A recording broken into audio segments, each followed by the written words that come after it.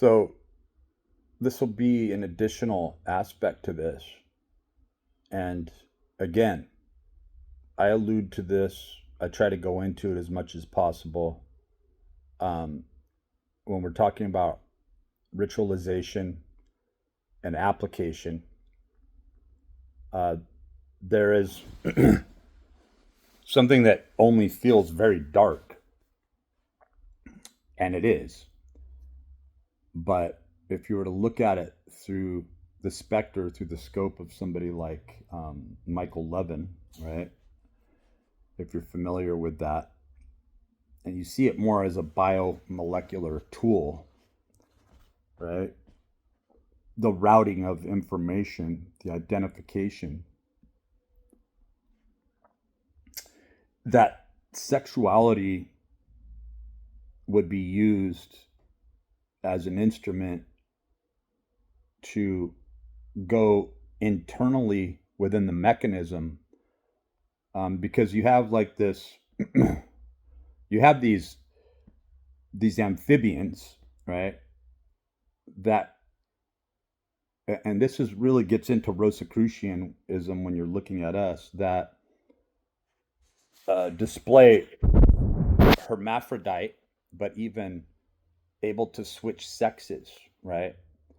But when you realize that that is a switch that can turn on and off an active measure that goes toward the culmination of a, going toward a particular pursuit, right?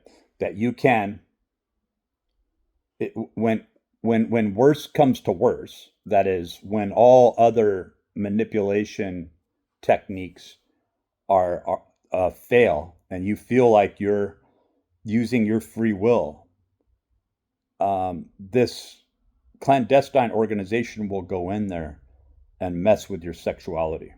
It will do things to you. It will stimulate you. It will go.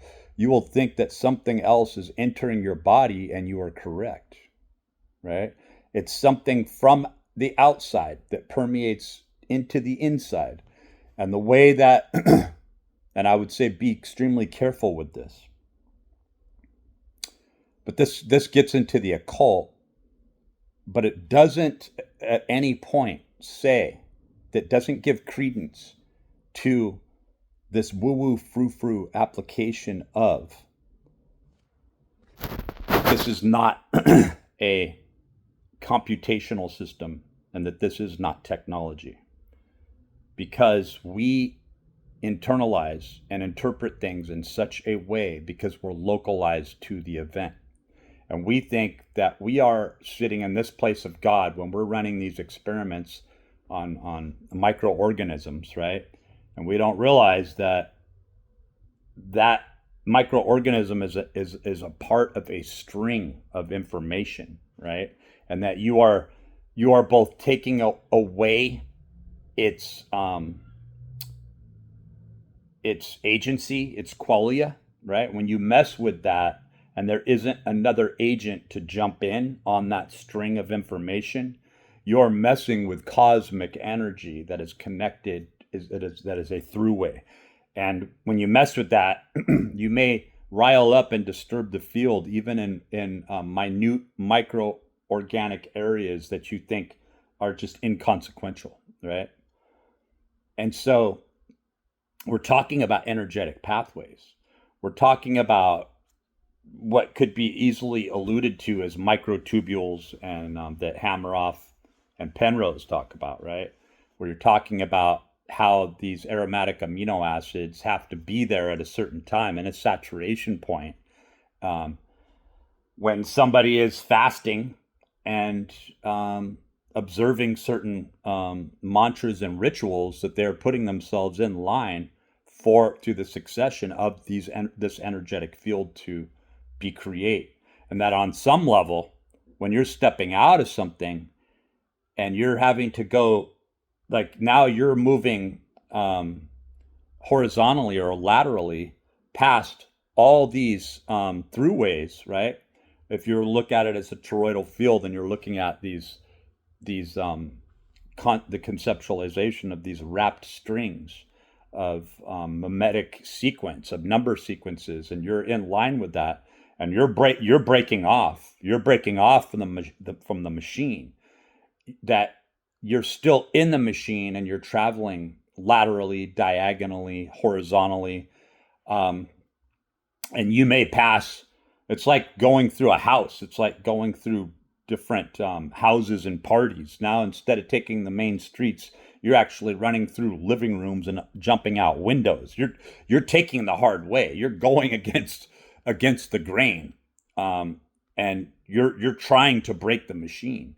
And in that, you're going through these different um, occult cult ritualizations, where now you're stomping through a house of Satanists. Now you're going through, uh, you're traveling through a coterie of witchcraft. Now you're stomping through the Masonic Hall, right? You're going through all these different throughways, and you might just be doing it with your mind, but you're getting a knock at the door, or you're being handed a book, or you're being right. So how do they use us by first positing that your sexuality is your identity, right?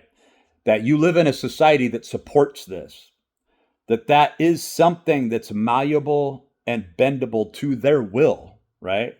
That this is what a man means in this era, right? Is that there's going to be porn and little, just high enough for little boys or girls to go into a liquor store and see this freaking airbrush twat right in their face, and they're blinking while their half drunk father is trying to buy beer nuts and staring at the magazine down there that's also, and the kid sees them doing it, but their idea, their need to have this figure, this hierarchy, is more important than seeing the truth of that this is a vagrant and this is a malleable, manipulatable entity that now is driving. Literally, you're getting in that 1970s truck where you're not putting your seatbelt on.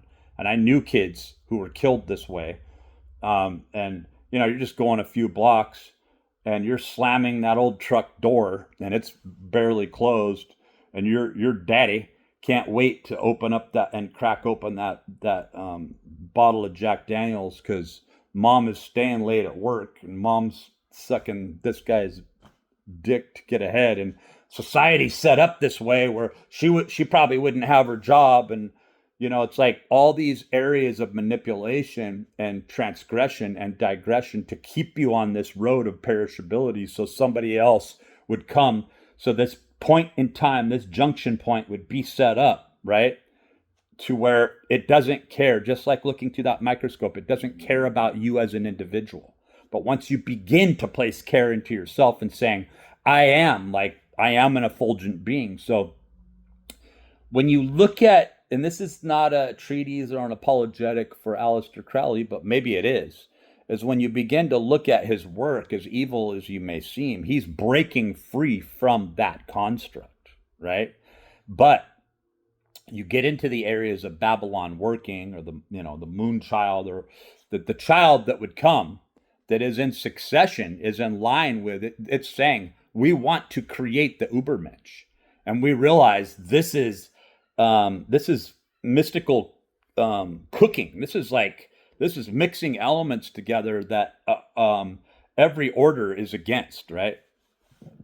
So from one side, they're going to see this as the manifestation of the Antichrist, and essentially what some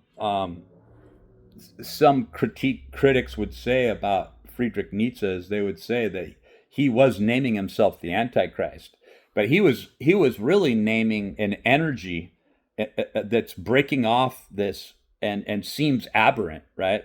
But he was even taking Pierre Proudhon's work with anarchy, which is heavily misunderstood to this day. How could somebody like Pierre Proudhon see the energy and the culmination that successively leads into mutualism, and that anarchy would be working as some diametrically oppositional energy to that? No, what he was seeing is, and the same thing with Maslow's hierarchy of needs, that you would see the culmination, or Plutchik, right? And the emotional. So how emotions are able to be diagrammed and graphed in through the codified color system, and how you would have these wings, right? Um, I'll put up Plutchik's wheel and show that real quick, just so you have an identifier.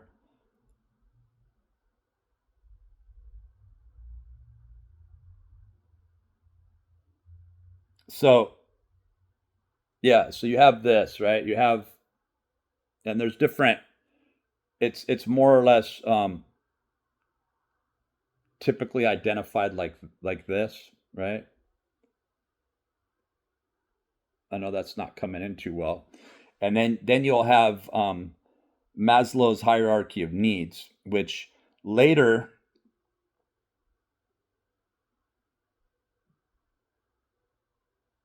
okay, so later you would have the addition, right, where transcendence would be placed up top of that, because you realize that without transcendence, you've got nothing, right? And this, so I'm aware of these energies, let's say, not necessarily all of them, but just how this emotionality and this rallying and this volleying and this movement of energy is creating a sigil that you back up far enough, you see that it's creating a symbol. And that this deviation point where you're going through all this ritualization and ceremonial magic, because you'll see them all doing it and you'll see them disrupted and change their directive based on something that you thought was minimalistic, right? But you were an agent that was carrying an energy, a torch, right? And so what it comes down to is this inverted pentagram, does this deviation. So the inverted pentagram, I know you don't want to see this version of the pentacle, but it's important. Do you see how at the top there's a wide open space that looks like an altar? And up in that area, right, at the top there, right, that's where this larger spherical body could be placed at the top, right? But if you flip it around, now you have an energy system at the bottom when you think that you were placing it at the top, right? And this gets into Jason Riza Giorgiani's work of what he's talking about. He's laying it out through grammatic detail and showing you this is Prometheus, but even more so, this is Satana. And these are the aspersions of, even though, it was just mentioned once in Isaiah, right? Lucifer, that this is the Luciferian energy. And so when you see it only mentioned, right? But then why are the Masons seemingly getting behind it so much that Albert Pike would make such a statement, supposedly, that when you go up to these high level Masons that are half drunk waiting for their fancy cars, through a valet, and they're spouting off information and they're talking about Lucifer, like why the ideology, right? The ideation of this. And so you have to get into Rudolf Steiner's work and why that's so important, which I don't think I heard Jason Riza Giorgiani talking about this. I don't think he quite understood, these aphorisms made by Jacques Vallée, where ultimately it was put into this invisible college, and the invisible college is Gary Nolan and all these academics. It's like, no, that's not the invisible college. The invisible college is, and I'm not putting words into Jacques Vallée's mouth. What I'm saying is that it was grabbed onto, and maybe he even misconnotated this, but this gets into what Rudolf Steiner talks about, where there are higher, and he wrote this well over 100 years ago, that there are higher level Masons that aren't even involved out in the open in Masonry, right? Than the true Masonry. And he makes this point, right? He saw the breakoff with morals and dogma. He saw the perspicacious, higher minded detail that Albert Pike put into that work. and that the energy, he saw the movement of the energy, right? And so a lot of times these descriptions are very mercurial and abstract, nebulous to say the least, that um, it's like, what is this guy talking about, you know? And then not until you start to kind of see this movement with the arcana and tarot cards and things like this, that if you want to look into somebody who goes off on that trail, that's equally as important to look at, it would be Michael Tsarian. Like Jason Reza Georgiani and Michael Tsarian are very, and then, you know, you'd have to look at Aleister Crowley, Husserl, um, other things that lead to what they both see as a divine feminine, right? Um, and that's where I break off, where I say, stay the course with Nietzsche, that you are one of the few, that many of these people through modern masonry, and I believe that this was what Rudolf Steiner was alluding to also. But there's this scary place where you look at Hitler, you look at the SS, you see what the Madison Grant passing of the Great Race, the Hyperboreans north of Thrace, in combinate with the breaking against the despotic rulers with Dostoevsky and Crime and Punishment, right? And what's when we're looking at what's right, what's wrong, right? Who do we serve? Do we serve God or country? Do we ultimately serve ourselves? And there's this very male component that you could almost say that was World War II, even a psyop to take energy. Was Hitler not this force, this tour de force of masculinity? Even though I know he's very, you know, he's this failed artist who might have been very effeminate, but then when there was that hot mic moment that you can find, Hitler's voice was he was very slow, commandeering, and had command in his voice, a deep voice, right? Almost guttural, and very explicit, right?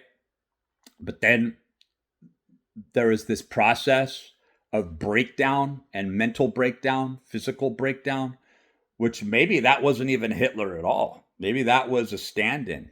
Who knows? I know that all of these answers are probably found in the Nazi factions in World War II.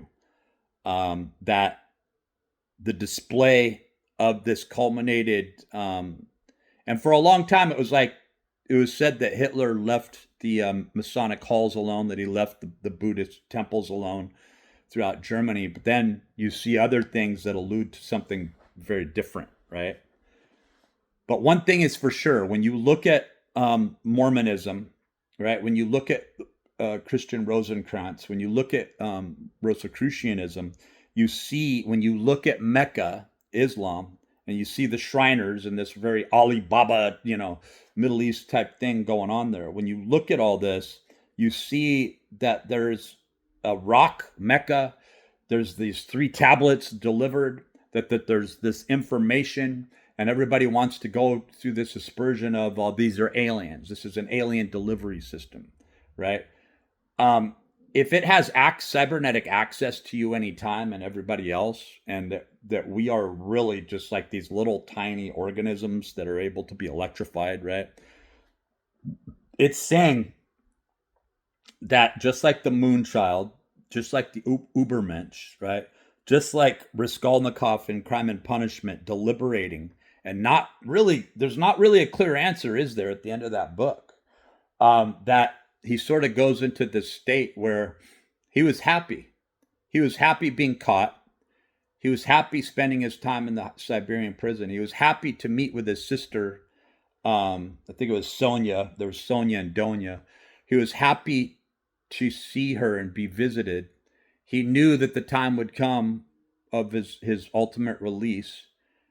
It was almost saying, on one side, he wanted to be caught because he didn't have to carry the torch for true liberation from the jurisdictional powers of how powerful and influential it was. but at the same time that he was paying the price for an ultimate power that showed its head as a hydra, and that by him murdering that terrible woman who is, capitalizing on the township and spreading out like a virus and a disease to desperate people all over the place, and she was just getting richer and richer and richer, and that she was so base, but then having to kill the very innocent woman that exemplified, right? And that she was forced to serve this woman, right? And that he was cutting in on potential natural powers that would be working on this and evening it out, right?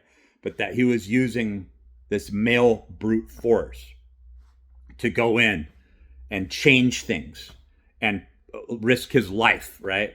But then ultimately, the detective, the inspector, who was this brilliant character, was chasing him through the book, and that ultimately he had to become a liar, right? And he was and him ultimately being caught was the honesty not only to himself but to the inspector, right?